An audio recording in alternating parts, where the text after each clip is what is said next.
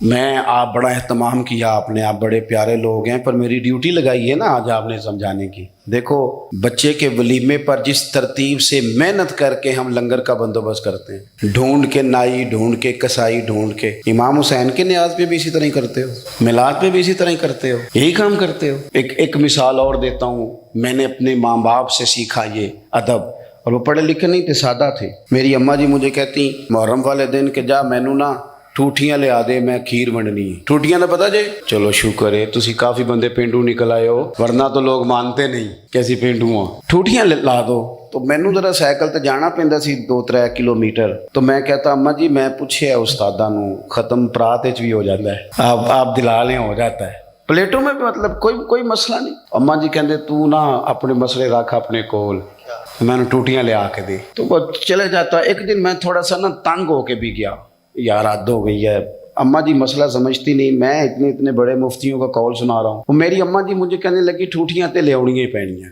میں چلا گیا، لے کے آیا، لا کے میں نے پیش کر دی۔ تو میں نا اس دن تھوڑا سا میں نے پوچھا گھبرا کے، میں کہ اماں جی مثلا ٹوٹیاں دی ایڈی لوڑ کا دی ہے، بغیر ٹوٹیاں تو نہیں امام حسین دے نام دی کھیر ونڈی جاندی، ضرورت کی ہے؟ تو اماں جی کو پتا تو تھوڑا غصے میں گیا ہے، پسینے میں شرابور واپس آیا ہے، تو ان کا لہجہ وہ ہو گیا جو ماں کا پھر سمجھانے کا لہجہ ہوتا ہے۔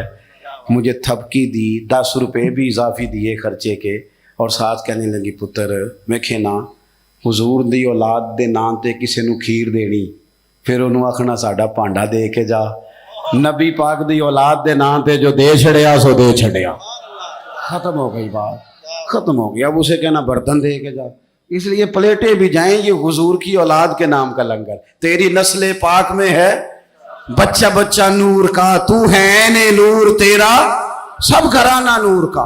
تو ایک تو ان سے والہانہ پن،